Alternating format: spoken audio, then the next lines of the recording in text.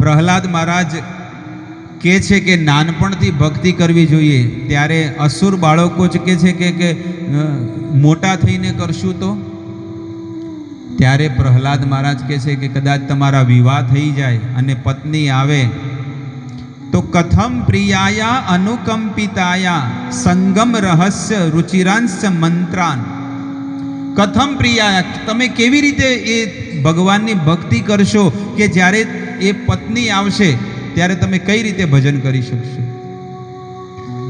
અનુકંપિતાયા, અને પ્રેમ ભરી જ્યારે તમને વાતો કરશે, તમને દૂધનો ગ્લાસ આપશે, એ સમયે કે છે કે સંગમ રહસ્ય, અને તમારી સાથે જ્યારે પ્રેમ ભરી વાતો કરશે, રુચિરાંશ મંત્રાન, અને એવા એવા મંત્રો મારશે, સુયત્સુ સ્નેહ હિત શિશુનામ, અને પછી સંતાન થશે. શિશુનામ એટલે સંતાન થશે. અને એ દીકરાઓ જ્યારે કાલી કાલી ભાષામાં બોલશે, એ સમયમાં ક્યાં ભગવાન યાદ આવવાના છે? એટલે કે છે કે નાનપણથી ભગવાનની ભક્તિ કરવી જોઈએ. આ પ્રહલાદ મહારાજ શીખવાડે છે.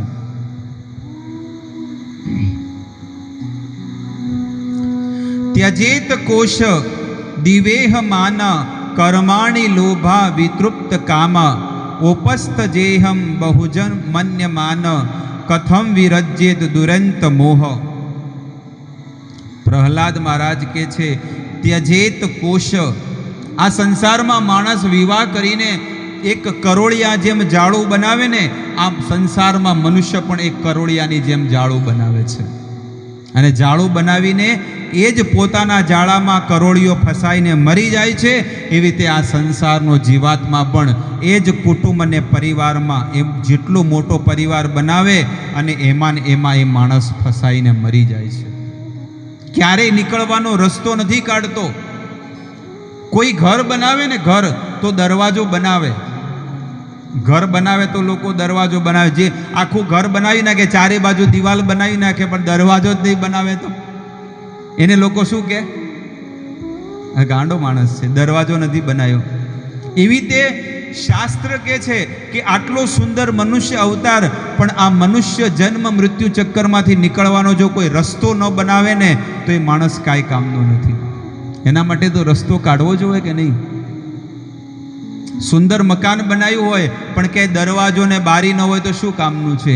એવી રીતે આ કાયા મળી છે, પણ આ કાયામાંથી બહાર નીકળવા માટેનો રસ્તો જો ન હોય ને, દરવાજો ન હોય, તો આ જીવન પણ કાંઈ કામનું નથી. એટલા માટે કહે છે કે એ માણસ શું કરે છે?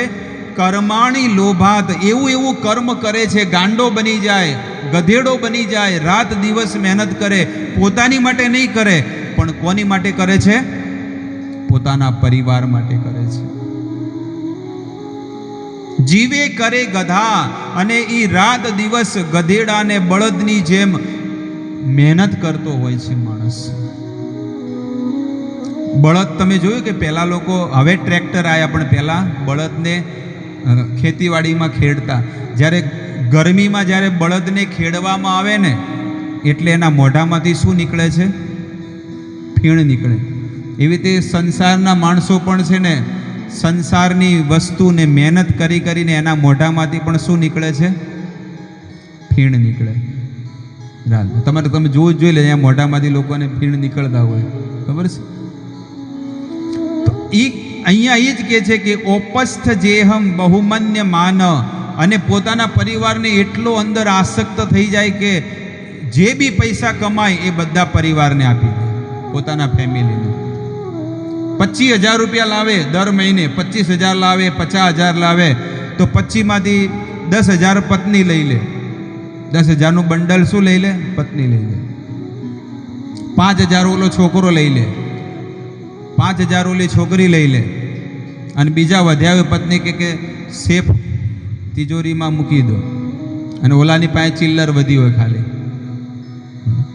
4 આના 8 આના. બસ વિચાર કરવા જેવો છે કે પેલા જે ગુંડા હોય ને, મવાલી ચોર ડાકુ, એ તો ચાકુ આમ ચાકુ દેખાડીને પછી આમ મારે, પણ ઘરવાળા તો વગર ચાકુ. એ મગજમાં બેઠી વાત. ઘરવાળા કોઈ ચાકુ નથી બતાડતા, પણ એ પ્રેમથી એવો હાથ ફેરવે ને, મારી જેમ ટાલ કરી નાખે, સફાચટ. અને હકીકતમાં આ સાચી વાત છે કે લગ્ન પહેલા બધાને વાળ હોય હો. લગ્ન પહેલા બધાને વાળ હોય, કારણ કે એ જે છે ને માતા હાથ ફેરવતી હોય અને પછી પત્ની હાથ ફેરવે ને એટલે લગ્ન પહેલાનો ફોટો તમારે જોવો જોઈએ. બધાને જેને વાળ હશે, પણ લગ્ન પછી તમારે જોવો તો હાવ સાફ ટાલ, ક્રિકેટ કી સ્પીચ એવું. એટલા માટે કહે છે કે આ વર્ણ અને આશ્રમ ભગવાને આપ્યા છે, પણ આ વર્ણ અને આશ્રમમાં ફસાવાનું નથી, પણ આમાંથી નીકળવાનું છે. કે આપણે પણ ભક્તિ કરવી, આપણા સગાવાલા પરિવારને પણ એને સમજાવવું કે તમે પણ ભગવાનની ભક્તિ કરો, ઠાકોરજીનું ભજન કરો. ચારી વર્ણાશ્રમે યદિ કૃષ્ણ નાહી ભજે, સહિત પાપી રૌરવે પડે મજે. ચારી વર્ણાશ્રમે, જે 4 વર્ણ અને 4 આશ્રમમાં જેને જન્મ મળ્યો છે, યદિ કૃષ્ણ નાહી ભજે, અને જો આટલો સુંદર અવતાર મળવા છતાં પણ જો એ ભગવાનને ભજતો નથી, સેઈત પાપી, એ કોણ છે? એ પાપી જીવાત્મા છે. અને ક્યાં પડશે? રૌરવે પડે મજે, એ રૌરવ નરકમાં જઈને પડવાનો છે. લોકોને આ વસ્તુ પર વિશ્વાસ નથી આવતો. જેને છે ને માસ્ક નથી પહેર્યું અને જેને ફાઇન ભર્યો છે ને 1000, એને પૂછી આવો કે કેવી રીતે 500-500ની 2 નોટ આપવી પડે, એને કેટલું ભારે પડ્યું હશે. કેટલાય લોકોએ આપ્યા, લાખો લોકોએ આપ્યા. સૌથી પહેલાં 200 રૂપિયાથી સ્ટાર્ટિંગ કર્યું હતું, એના પછી 400 કર્યા અને પછી સીધા 1000 કરી નાખ્યા. કારણ કે સરકાર પાસે પૈસા નથી તો ગમે તે કરીને વસૂલ તો કરવા પડે કે નહીં? ભારત ભૂમિ જેવી છે. તો જેને પૈસા ભર્યા એને ખબર છે કે હવે પછી ટોયલેટમાં જાય તો માસ્ક પહેરીને જાય, કારણ કે યાદ આવે એને કે હવે માસ્ક છે ને કે ક્યારે ભૂલીશ નહીં. અમુક લોકો હેલ્મેટ વાળા હોય તો ઘરમાં બી હેલ્મેટ પહેરેલું રાખે. ક્યારેક પકડાઈ ગયા હોય તો ભૂલથી તો એ ઘરમાં પણ પહેર્યું. મેં કીધું ભાઈ કેમ હેલ્મેટ પહેરેલું? કે હમણાં છે ને દંડ આપ્યો હતો 500 રૂપિયા. મેં કીધું ઘરમાં તો કાઢ કે ક્યાંક આ તો પોલીસવાળા ઘરમાં આવી જાય કે હેલ્મેટ નથી. એટલે માણસ એવો, એ કહેવાય ને કે માણસ એવો ફસાઈ ગયો હોય ને, એની બુદ્ધિ એવી ભ્રષ્ટ થઈ જાય ને કે માણસ બધી જગ્યાએ પછી ગયા ને એ માસ્ક પહેરવાનું ભૂલે નહીં. પણ જેને પૈસા ન ભર્યા હોય ને એને કોઈ કદર જ નથી કે બાલન કાંઈ વાંધો નહીં. પણ એક વખત જો ફાઇન ભરવો પડે પછી માસ્ક પહેરે કે ન પહેરે? પણ આપણે કોઈએ ભર્યો નથી એટલે.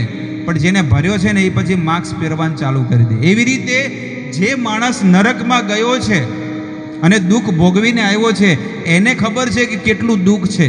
પણ ભગવાને શું કર્યું? આપણે બધા નરકમાં જઈને આવ્યા, પણ ભગવાને આપણને શું કર્યું? બધું ભૂલાવી દીધું છે. જો યાદ કરે ને તો બધાએ મંદિરમાં જ બધા બેહવા માંડે, કોઈ કામ ધંધે જાય જ નહીં. એટલે ભગવાને શું કર્યું? બધું ભૂલાવી દીધું.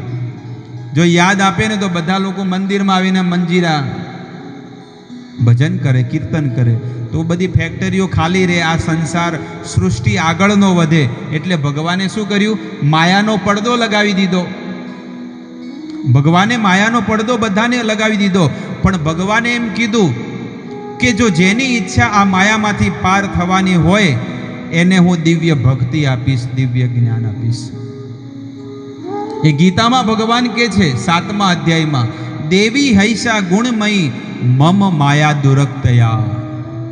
હે અર્જુન, આ મારી માયા બહુ કઠણ છે, એને પાર કરવી બહુ મુશ્કેલી છે. દેવી હૈષા ગુણમયી મમ માયા દુરક્તયા.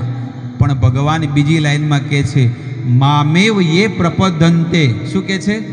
જો કોઈ મારી શરણમાં આવી જાય, એકવાર કહી દે કે ભગવાન હું તમારી શરણમાં છું, તો માયા મેતા તરંતી તે. તો માયામાંથી શું થઈ જશે? તરંતી, એટલે કે તરી જશે.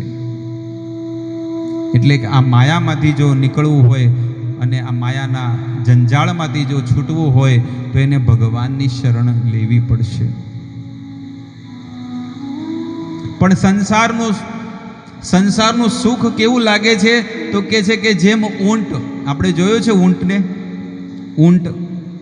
ઊંટ આવે ખબર છે? રાજસ્થાનમાં આવે વધારે ઊંટ.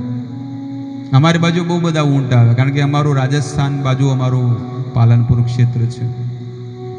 તો ઊંટ છે ને એ કાંટાવાળા ઝાડ ખાય, બાવળીઓ. ઊંટ છે ને, ઊંટ કાંટાવાળા ઝાડ ખાય. અને જ્યારે ખાય ને એટલે એને કાંટાવાળી વસ્તુ બહુ ભાવે. કેમ? શું કારણથી ભાવે ખબર છે? કારણ કે જ્યારે કાંટાવાળી વસ્તુ ખાય ઊંટ એટલે એની જીભમાં કાંટો લાગે, અને જીભમાં જ્યારે કાંટો લાગે એટલે અંદર છે ને લોહી આવે, બ્લડ. અને લોહી અને ઓલું ભોજન જે લીલી વસ્તુ આવે ને એ બધું મિક્સ થાય એટલે એની અંદર શું આવે? ટેસ્ટ આવે. મગજમાં બેઠ્યું વાત? એટલે હજી વધારે કાંટાવાળી વસ્તુ વધારે કે આની અંદર ટેસ્ટ સારો આવે. પણ એને ખબર નથી કે તારા અંદર જે કાંટા લાગે છે એનું લોહી જે છે ને એનાથી જ આ બધી વસ્તુ થઈ રહી છે. આવી રીતે સંસારનો માણસ પણ જેમ પેલો ઊંટ કાંટાવાળી વસ્તુ ખાય એમ સંસારનો માણસ પણ આ માયાની અંદર ફસાયેલો છે. એને ખબર છે કે આની અંદર દુઃખ છે, પણ તોય એની અંદર રાત દિવસ રચો પચો રહે છે. એને ખબર છે કે આની અંદર દુઃખ છે, કાંટા છે, મારે જીભમાં લાગશે, પણ તોય રાત દિવસ એની અંદર દુઃખે જ સુખ માની ન. દુઃખમાં પણ શું માને છે? સુખ માની ન. આને કહેવાય માયા. કોઈ પણ માણસને એમ કહો કે ભાઈ તમે સુખી છો, આનંદિત છો, ના, હમણાં તો સુખી નથી. આ કોરોના થોડોક ઠંડો પડી જાય ને પછી ક્યાંક સુખી થશું, પછી ક્યાંક બહાર જવાનું મળે, ક્યાંક નોકરી ધંધો થાય તો થોડી ગાડી લેવલમાં આવે, અને કોરોના જતો રહેશે પછી તમે કહો કે ભાઈ હવે તમે સુખી થયા? ના, હમણાં તો ક્યાં સુખી થયા છે. હજી તો છોકરાઓને લગ્ન કરાવવાના છે, દીકરીના લગ્ન કરાવવાના છે, કેટલું બધું માથે બોજો છે. દીકરીના લગ્ન થઈ જાય, દીકરાના લગ્ન થઈ જાય, બરોબર સેટ થઈ જાય તો કંઈક સુખી થઈ જશું. દીકરીના બી લગ્ન કરાવી દે ભગવાન, દીકરાના લગ્ન કરાવી દે, પછી કોક પૂછવા જાય કે ભાઈ હવે તો સુખી થયા કે નહીં? કે ના, હજી તો સુખી નથી થયા. કે કેમ? હજી દીકરાને દીકરો આવ્યો નથી. જ્યાં સુધી દીકરાને દીકરો આવે ત્યાં સુધી હું કેવી રીતે સુખી થવું? મારો વંશ વેલો ખાલી રહી જાય. ભગવાન મને દીકરો આપો. ભગવાન કે દીકરો તારું ગળું દબાવશે, ભલે દબાવે, ચાલશે, પણ મને દીકરો આપો. ભગવાન દીકરો બી આપે કે ભાઈ હવે તમે સુખી થયા. એ આખું જીવન એ માણસ છે ને, કોઈ પણ વ્યક્તિને કહો કે ના હજી સુખી નથી થયો, પણ થોડીક વાર છે, તો બી વિચાર કરો કે આટલું દુઃખ છે તો બી કોઈ બીને ફોન કરે કે કેમ છો?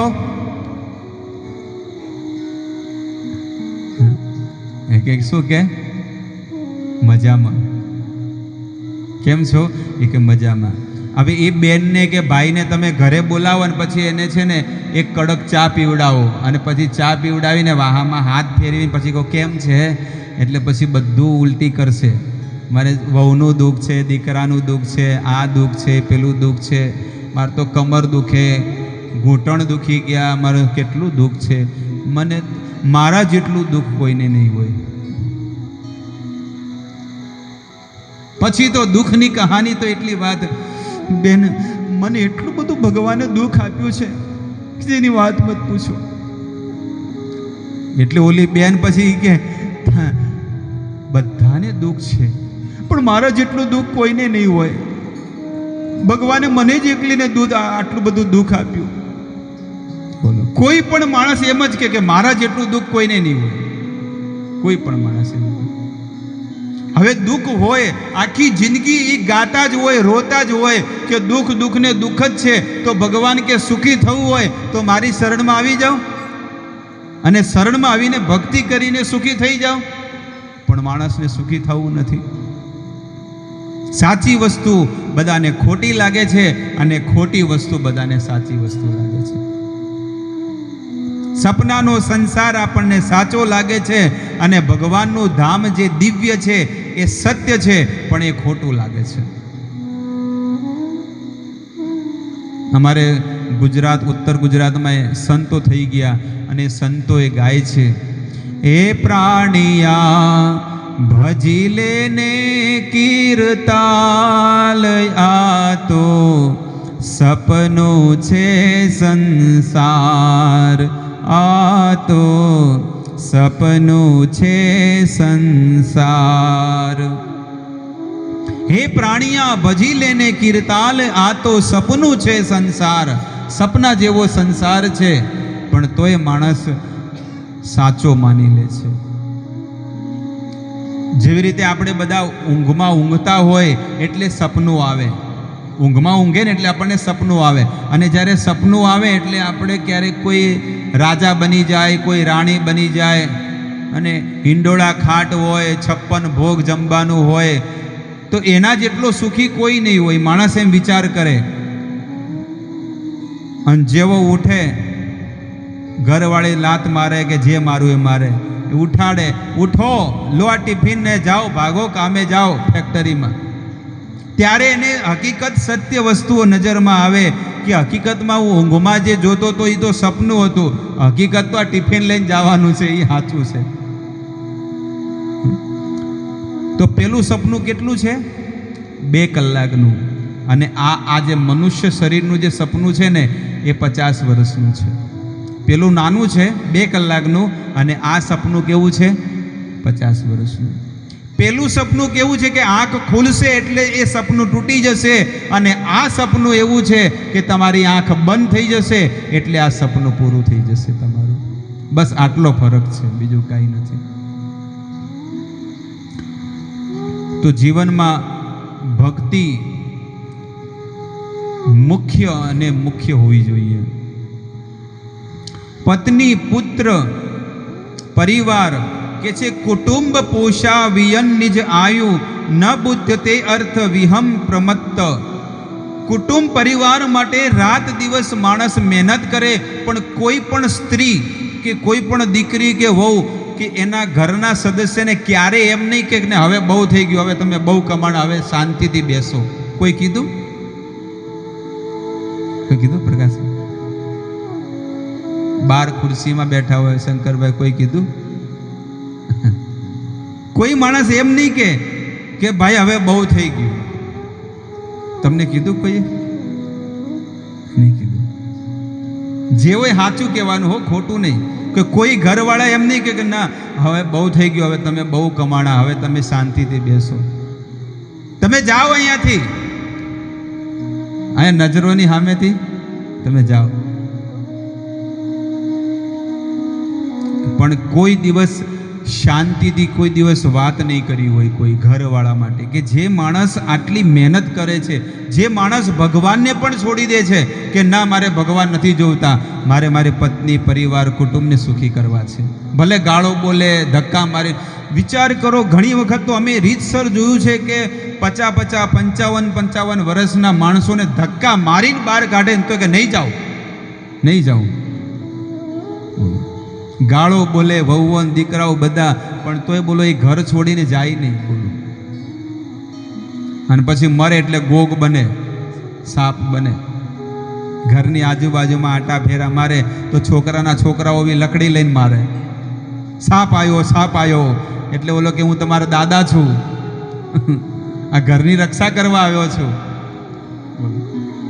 આ સત્ય હકીકત ઘટના છે, પણ તોય એ કે છે આ બધું ખોટું છે. ખોટું હોય તો ખોટું માનો, પણ જે સાચું છે સત્ય ને સત્ય જ રહેશે.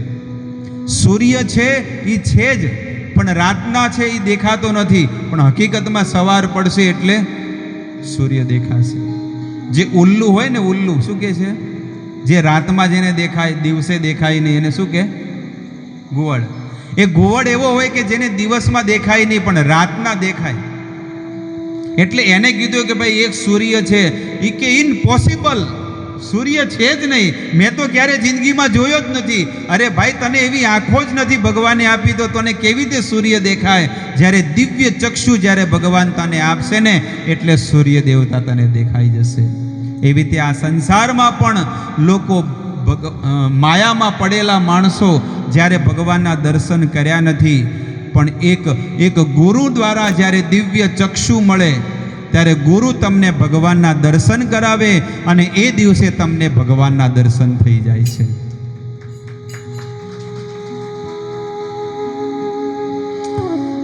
સર્વત્ર તાપત્રય દુઃખિતાત્મા. અને આગળ શું પ્રહલાદ મહારાજ કહે છે કે સર્વત્ર તાપત્રય, 3 પ્રકારના તાપથી આ સંસારનો માણસ તપી રહ્યો છે. પણ ક્યારે કોઈને એમ નહીં કે ના હું દુઃખી છું, ક્યારે કોઈને એ દુઃખ સહન કરતો જ રહેશે. પેલું નહીં કહેતા દમ લગા કે હૈશા, दम लगा के हईशा. हम हिम्मत हारने वाले नहीं है, हम मेहनत करते रहेंगे. जब तक कमर अच्छी है तब तक मेहनत करते रहेंगे. જ્યારે કમર તૂટી જાય એટલે પછી બેસી જશું. સરકાર પણ છે ને 58 વર્ષે શું કરી નાખે, શું કરી નાખે? ટાયર્ડ નો અર્થ શું ખબર? ટાયર્ડ એટલે ઇંગ્લિશમાં શું કે ટાયર્ડ એટલે થાકેલા, અને રિટાયર્ડ એટલે કે તમે વધારે પડતા થાકી ગયા છો.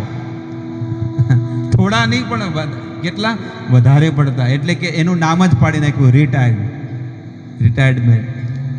બરોબર. એક સરકાર શું કરે ખબર છે? સરકાર 58 વર્ષ સુધી શું કરે?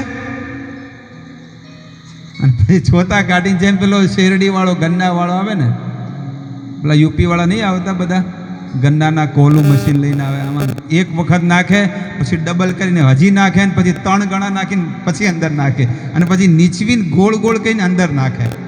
જોયું છે? અને થોડોય રસ ન હોય ને પછી નાખે બોરીમાં. એમ સરકાર છે ને આપણી શું કરે? જે બી નોકરી કરતા હોય ને એ પહેલાં છે ને 30 વર્ષ સુધી નાખે પહેલાં અંદર, પછી 40 વર્ષ એટલે ડબલ કરે, અને ડબલ કરીને અંદર નાખે, અને 55 વર્ષ સુધી બધા 3 ગણો નાખીને પછી નીચવીને નાખે, ને 58 વર્ષ હોય એટલે નાખી દે બોરીમાં કે જાઓ ઘરે. આવે જે ઘરવાળા કે આને પણ કામનો છે, આ છોતાય કામના તો આવવાના છે, કે તમે એક કામ કરો, તમે શાકભાજી લેવા જાઓ, છોકરાઓને ટ્યુશનમાં લેવા જાઓ, એક કામ કરો, તમે બેઠા છો ને ઝાડુ મારી નાખો. એને પણ છેલ્લે ચૂસી નાખે. જ્યારે પથારીમાં સૂતો હોય ને, છેલ્લા શ્વાસ ગણતો હોય ને, તો બી છે ને છોડે નહીં. હજી ભગવાન રાખે તો હારું એમ કે. કેમ ખબર છે? કારણ કે પેન્શન આવવાનું છે. આ જોઈ લો દુનિયાની આ હકીકત વસ્તુ. હજી કે ભગવાન રાખે તો હારું. હજી 2 વર્ષ. મેં કીધું કેમ? એમ કે એનું પેન્શન પાકવાનું છે. 20 લાખ હજી એના પહેલા મરી જાય તો અમને નહીં મળે. એટલે કે ભગવાન તમને હજી 2 નારિયેળ આપીશ, વધેરીશ, પણ હજી 2 વર્ષ સુધી નીચવી નાખે.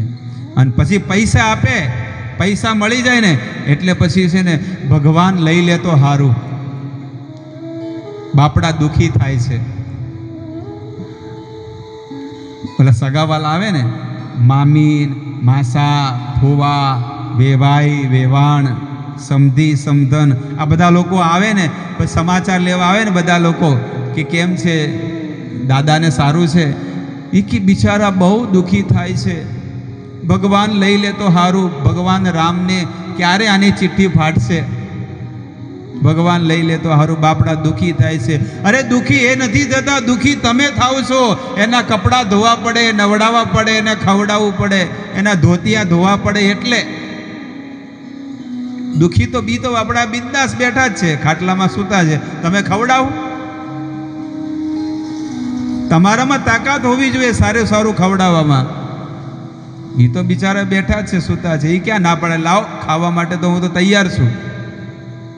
એટલે કે છે કે આખું જીવન જે માણસ છે ને પોતાના પરિવાર માટે મહેનત કરે અને મોટા મોટા બંગલા ખડકી નાખે, મોટી મોટી મોટરો ને ગાડીઓ લાવે અને કેટલું બધું વસાવે છે, પણ એ જ ઘરવાળા એને શું કરે છે? છેલ્લી ઘડી એની સામે જોતા બી નથી. જ્યાં આગળ સંસ્કાર છે, જ્યાં આગળ ભક્તિ છે, ત્યાં આગળ માતા પિતાની સેવા થતી હોય છે. એટલા માટે શાસ્ત્ર કહે છે, જો તમે તમારા જીવનમાં ભક્તિ નહીં કરતા હોય તો એની કોઈ ગેરંટી નથી કે ઘડપણમાં તમારા છોકરા તમારી સેવા કરશે. પણ જો તમે તમારા જીવનમાં ભક્તિ કરશો અને તમારા સંતાનોને પણ જો ભક્તિ કરાવશો ને, તો એ ઘડપણમાં ગેરંટી છે કે છોકરા તમારી સેવા કરશે. નિશ્ચિત ગેરંટી છે.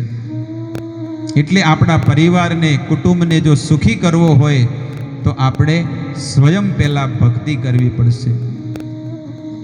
પણ આ તો કેવું કે પેલા છોકરાને કે અમારા છોકરા રામ જેવા બને, પોતે રાવણ જેવો હોય. બોલો, પણ છોકરાઓને કે અમારા છોકરા બી ભગવાનનું ભજન કરે તો એવા આશીર્વાદ આપો ને, આને પર હાથ મૂકો ને થોડોક ભગત બને. પણ તું તો બન પેલા, તું દુનિયાની કાપતો હોય, સંસારની કાપતો હોય, એ તો બંધ થા. સંસારની વાતોમાં શું રાખ્યું છે? રાત દિવસ ગુણ ગાતા રહો. આજ સુધી આટલા વર્ષોથી હું અહીંયા આવું છું, લગભગ 7-8 વર્ષથી અહીંયા આવું છું. ક્યારે પણ કોઈ વ્યક્તિ એવો મારી વાણીમાંથી ક્યારે એવો શબ્દ નીકળ્યો હોય કે કોઈ સંસારની વાતો નીકળી હોય, તમે બધા મને કહી શકો છો? ક્યારે નહીં. હંમેશા બસ ભગવાનના ગુણ ગાવા, ભગવાનના ગુણ સાંભળવા અને ભગવાનની જ વાણીનો પ્રચાર કરવો, એનું જ જીવન સફળ બની ગયું છે. બાકી જીવન કાંઈ કામનું નથી. જેને હરિના ગુણ નથી ગાયા, જેને ભગવાનનું ભજન નથી કર્યું, જેને મણકે મણકે પ્રભુનું નામ નથી લીધું, એ તો ધરતી પર બોજ છે, ધરતી પર બોજ છે. 100 કિલોનું શરીર માત્ર વજન ફરી રહ્યો છે, એક પછી એક અલગ અલગ જગ્યાએ.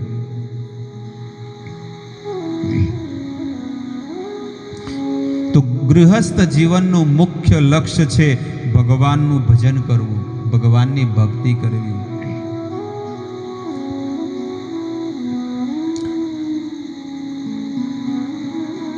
ઇન્દ્ર દેવતાનું એક ચરિત્ર આવે છે, એક નાનકડી કથા આવે છે કે ઇન્દ્ર દેવતાએ એક અપરાધ કર્યો હતો, એટલે બ્રહ્માજીએ શ્રાપ આપી દીધો કે જા તું ભૂંડ બની જા, સુવર.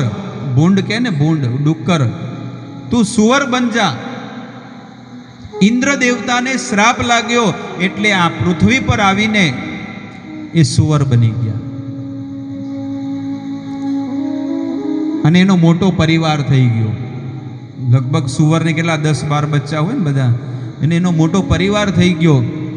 અને અહીંયા આગળ ત્યાં સ્વર્ગમાં છે ને ઇન્દ્ર દેવતાની ગાદી ખાલી હતી, એટલે સ્વર્ગનું સામ્રાજ્ય એકદમ હોનું પડી ગયું. એટલે કીધું કે હવે શું કરીએ? તો કે ઓલા ઇન્દ્ર દેવતાને બોલાવો. બ્રહ્માજી કે જાઓ બોલાવો. તો પછી બ્રહ્માજીના માણસો ગયા તોય ઇન્દ્ર નો આવ્યો. સ્વયં બ્રહ્માજી આવ્યા અને કીધું કે હે ઇન્દ્ર દેવતા, કે તમે તમારું પદ સંભાળો, તમે આ શરીરમાંથી મુક્ત થઈ ગયા છો.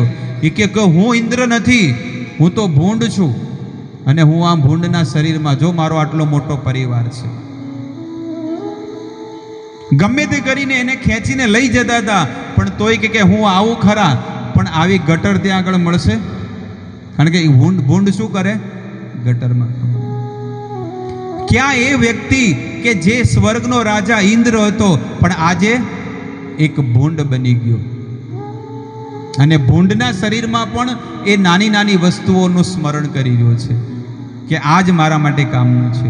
એવી રીતે આપણે પણ ભગવાનના ઘરના છીએ, પણ આપણે આ જગતમાં આવીને નાની નાની વસ્તુઓમાં આસક્ત થઈ ગયા, એટલે દિવ્ય વસ્તુ આપણી હાથે છૂટી ગઈ છે. જો એ દિવ્ય વસ્તુને પ્રાપ્ત કરવી હોય તો એને સાધુનો સંગ કરવો પડશે. સાધુ સંગ, સાધુ સંગ, સાધુ સંગ, સર્વશાસ્ત્ર કહે, લવ માત્ર સાધુ સંગ સર્વ સિદ્ધિ હોય. થોડોક પણ સાધુઓની સંગતિમાં જો ભગવાનની કથા આપણે શ્રવણ કરશું ને, તો આપણો પણ ઉદ્ધાર થઈ જશે, આપણું પણ કલ્યાણ થઈ જશે.